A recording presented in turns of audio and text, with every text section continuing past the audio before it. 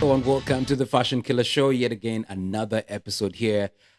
Excited to meet up with you yet again after Yeah, this very long long holiday. holiday. Yeah, You were in Morocco, I was in Morocco and I was in a couple of places, other places. other places. Yeah, I went to Uganda, yeah, and when I got back and I reached work, everyone was like, "Bro, why do you look exhausted? I thought you went on holiday." I was like, "You have no you idea. have no You idea. have no idea what I've gone through." Yeah, But yes, indeed, welcome to yet again another episode, and thank you guys for actually reaching out and asking when are you guys actually releasing another one. And so here we are. But thanks to you, we had an amazing interview. yeah. Uh, Shout out to that Esther. was Yeah, that was just great. Shadas, thank you for hosting us in your house. As much as I was not there, it brutally kicked me in the head. But I was like, at least Fash is in there and is yeah, representing. That was really awesome. yeah. Thank I you, can't man. wait for us to have a lot more. But now, we actually are here yet again to talk about real life, and I think one of the things that is so real in life is many of us, when you are in your 20s, 30s, 40s, even 50s, I honestly can't take them away, is there is a big void of identity crisis. I feel like there's a moment where you're doing very well at Yeah, campus, and it can even go to secondary. You're doing very well at work, or you're doing very well in your marriage or in your relationship, but you just feel this thing where you feel like you're not really living your life, but you're doing life. Like you are still probably presenting food at the table at home. You're still taking care of things that you need to take care of, but you just feel like you're just living in someone else's movie. Like yeah. it's not you're not really the star of your movie. And I always wonder what really causes that sort of like situation. Why do we get lost? I don't know. From your first of all explanation, I want to hear your perspective on this. But why do you think we get lost in those moments? Because it doesn't matter what age you are. If you are lost, you are lost. What Mm. happens? I feel like I'm going to come from a cultural and an African background Yeah, perspective, yeah. right?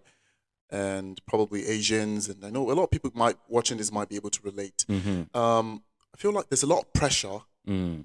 from our family Yeah. and our environment and our society, Mm-hmm. right? People want to see you do Yeah. this and be that. They want Mm. to see you succeed. They want to, I mean, it's a good thing for people want to see you succeed, but sometimes they want to see you succeed for their own image. Mm-hmm. They don't want you to succeed because they want you to succeed. Mm-hmm. Because if they're asking you to succeed, they should be asking you, what do you want to do? Mm-hmm. So I see situations whereby a family will be like, I want my child to be a doctor. I Yeah. want my child to be an engineer. All this high end, I mean, it's good, Mm-hmm. but have you asked that child, what do you want to do? Yeah. And these families and parents pressuring this, whoever, the individual, to be a certain career, to follow a certain career pathway, Mm-hmm. right? They don't want you to be a doctor because they want you to be a doctor. They want you to be a doctor because their friend, they want to tell their friend that my son On the is a village, they doctor. are a great And parents. at the coffee table, the evening meeting, the family meeting, they'll be like, Yeah. "Do you know my son is a medical doctor, is an aeronautic engineer right now?" Yeah. Just to brush their ego. At the function, they say, "Oh, and that is Mr. Ibu. His Who's son, by the way, is the manager of." of this thing here of COO or OPM? Like not Yeah. even asking that child, "What do you want to be?" Yeah. Yeah. So, and whoever it is, if you're doing something you do not love, you can never bring out your best. You Mm. can never be happy. You might Mm. just be lost, right? Because Yeah. they're not asking the good question. The real question is, what do you want to be? Yeah. Trying to pay attention to your child or whoever it is, like what are they really good at? Yeah. Because if you pay attention to children and your kids and family members while they're growing up, or concentrating on the things that they are good at, you realize that, and you support them, they will be very successful. Mm. And you definitely find them, in a very good place always. Yeah. You never hear situations whereby they are depressed and they committed suicide or Mm. whatever. Mm. Mm. So I feel like that pressure, as you grow, it continues Yeah. from your family members, from friends, from peer pressures, and just the societal Yeah. influence. Your Yeah, brain becomes a sponge of other people's ideas, yeah, and that's all you spill. And I feel like, I mean, it's a very interesting conversation because it kind of also reflects on the fact that the truth is, when you see a youngin yeah, who comes to you and is trying to figure the life out, sometimes when you see them and they're 16 years old, you're like, I've been there, bro. Like, I actually know what you're going through, but I would advise if you did this, this, and that. yeah, And it's good. I mean, I think like it's really good. But then the problem is, I think some of us take advice as command, as a way of life, with which you're supposed to pick as much different pieces of advice and guidance for you to be able to cultivate your own way or your own timeline. yeah, And I think that's very difficult for some of us because we are raised on this standard, like you said, of society, whereby there are steps to your timeline. Like your identity is based on how life and human beings have lived. Or you're 5 years old, now you need to actually go to school. Or you're 15 years old, you're going through adolescent. I see that girl that you like, or I see that guy that you like. Or you're 20 years old. Why aren't you at university? Oh, you got done with university. That is awesome. Where do you work? When or how much do you earn? And bro, do you know that Yeah. it is now in Mm-hmm. my life? I don't know if it's because of part of the world that I'm in that I realize that how many of us are actually feeding Yeah. from what we studied. There's very few group of people that I know that are uh, professionals. Yeah. And when I say professionals, I mean like people who actually went and studied, let's say, law, or let's say they are doing doctor, they made some doctors, some nurses. Yeah. They did that, but it's very few of them that I know that are doing what they have always loved since they were a kid. Yeah. They either got into that direction either through what the market was telling them you need to actually be studying for you to Yeah. get a good job, good Yeah. money, or let's say your family was all depending on what kind of job you're gonna get. Yeah. But I don't know what I studied in my primary as much as of an effect on my life today. I know the morals that my mother took me through are what are helping me today. Have you let me ask you this question. Have you found X? I found my exes to be stupid. Now, like growing up, Yeah. now where I'm working, Mm. I'm doing business, I'm doing, Yeah. different kind of things. I've never really applied most of the things. I mean, some of the things I studied, Yeah. right? Yeah. It's very like business. I've been in the business, I got degrees in business. Mm. And I mean, like, that aspect of what I studied is I kind of apply it to maybe doing my daily transactions and Yeah. things that I'm doing. Yeah. But there are a lot of things that we paid attention back in school that are not even important, Yeah.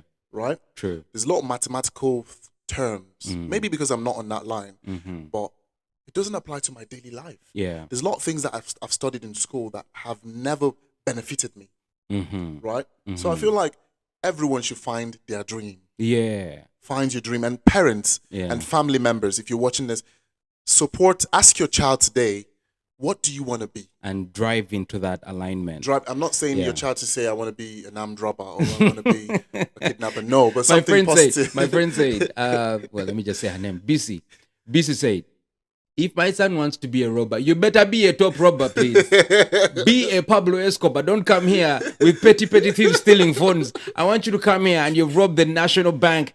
I want you to come here. And you're like, listen, you're definitely right. I am in my 30s. Yeah. And I'm actually looking at now studying something that I want. And I mean, I'm talking about someone like me who was offered mass communication at university and offered tourism at university. And my family felt it was important for me to do tourism because at the university I was going to do tourism was more prestigious than where I was going to do mass communication. Yeah. Turns out, yeah, that didn't work out for me. I've toured around the world, but I've never I've never been a tour agent or anything. My whole life has been mass communication. And so I feel like maybe not that I wasn't paid attention to, but unfortunately for them, they did not know me as much. And we don't have those conversations with children. We don't have those conversations with our parents. And it is part of the reason as to why society is now driven in a narrative of timelines of there are things that you need to achieve at any particular age in your life. That is why when you are single and you have a job and they're asking you to get married and you get married, they will ask you now to have a child. And once you get a child, they'll ask you to add another child. Once you get the second child, they'll be like, which school do they go to? Then what are they studying? And then who are they to you? Then it goes back now to you putting the kids on pressure to do good so that you look good in front of the people that have been advising you since you were in P5. So we need to break the curse. The people that are around you, the people that you talk to the most, your friends, your workmates, your family, those are the people that are throwing as much words into you. You're soaking it like a sponge and spilling it on society, and it just keeps revolving like this. And we start thinking, my God, maybe these demons that attack us in the night are coming from a different. No, unfortunately for you, some of these demons are from your family. Family member.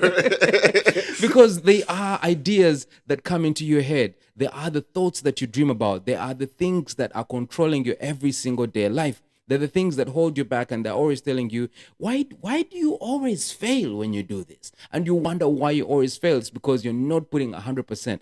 The blood that is boiling through your hands, you're not paying attention to it when you do something that Paying you like. attention to what they will think. Yes, you're paying attention to what they think, what they'll say, what they'll do this. And I mean, I've been a victim of that. I won't lie to you. I've been a victim of listening to society and what it needs me to do until I say, but you know what? Man, I'm seeing people dropping dead left, right, and center. I don't want to wait and drop dead. I want to live my life now. Yeah. I want to not think about tomorrow too much without, of course, forgetting that I need to plan for it and make sure that it's taken care of. I need to really enjoy today.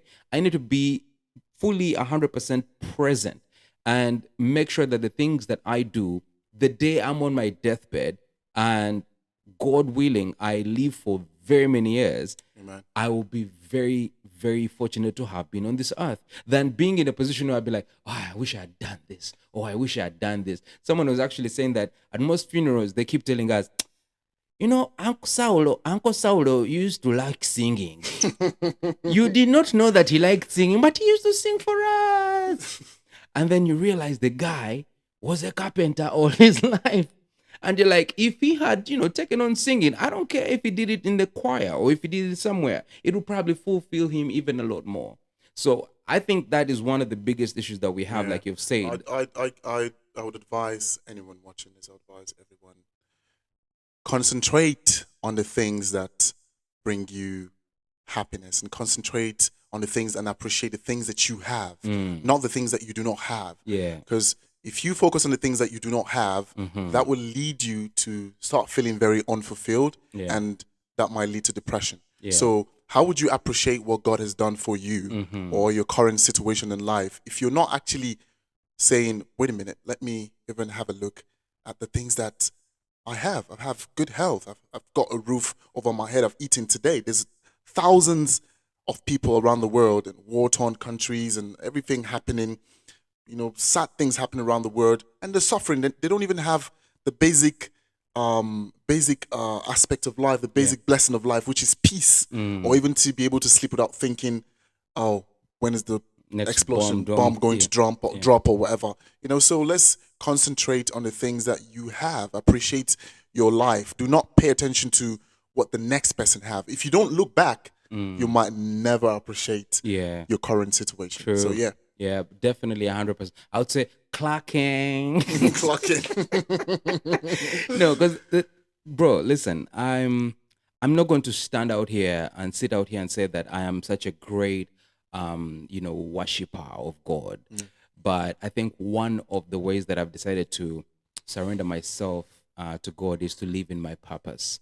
And my purpose is based on the things that make my blood boil, the things that make my heart feel content, the things that make my brains feel at peace. Because if I was created, that means there's a creator. Yeah. And that creator wired me this way. It's not like I woke up one day and wired myself like this. No. I'm following the manual that I was given to when I came on this earth, which is basically my DNA.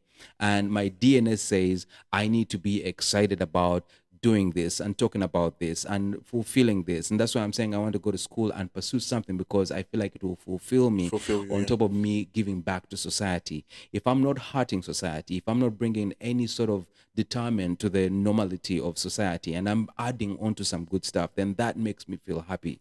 And I want to live that life till I drop dead. And that will be my greatest format of worship to God. Because I don't know when He's going to say, come back to me. I don't know when He's going to say, stay a little longer.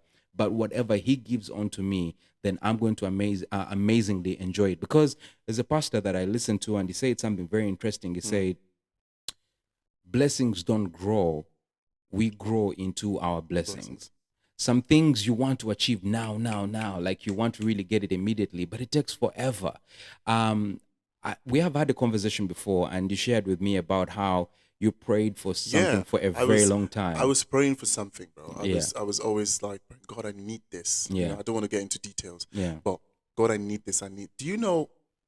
For many years, I was Mm, asking God for that, and mm, when it came mm. through, I was like, it came with a lot of problems. Yeah. I'm like, okay, what kind of blessing is this? Like, it was good at first, then it became, just it brought a lot of problems to me, and I'm like, oh, what's going on? God, take it away. I don't want it. Yeah, I don't want this anymore. Do you yeah, understand? So yeah. it helped me to rephrase my prayers. I'm like, okay, God, give me something that wouldn't take me away from you. Mm, Give me something that is good for me. mm. Not just give me something. Give Yeah, me something. yeah. Give me. Just say, God, I need this. I need. Say, God, give it to me at the right time. Mm, That wouldn't cut me short of your blessings, yeah, and wouldn't take me away and make me a different person that I don't want to be. yeah, Right. Something that would come in good health. yeah. Something that would come in happiness and joy and everything. Mm. So I rephrase my prayers, and I do believe in God. If You know. you're a man out there and you're a single man, there's some women you look at in the corner of the cafe and you're like, I cannot handle that one. I cannot handle that one. I don't want to get my credit score completely No. messed up. Yes, there are fantasies in life. You obviously want to be rich. You want to have a house faster. You want to have all these things. But it goes back to the saying that we grow into our blessings. Be patient.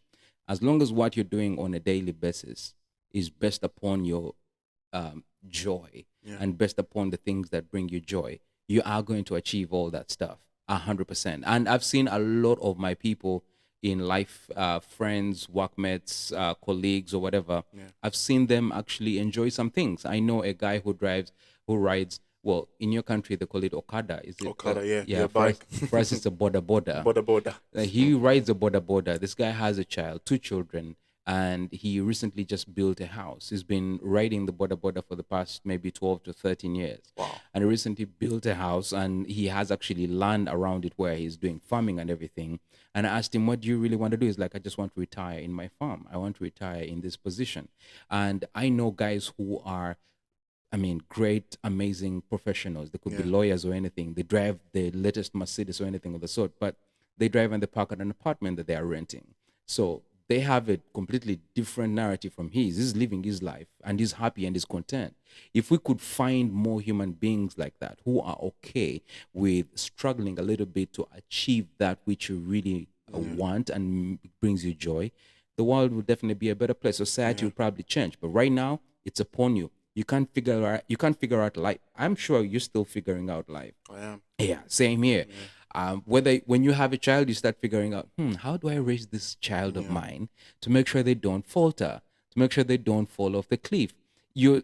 We still figure life out. And I can only imagine if you're 15, 20, 30, 40, and you're thinking, I should know what to do. It's not possible.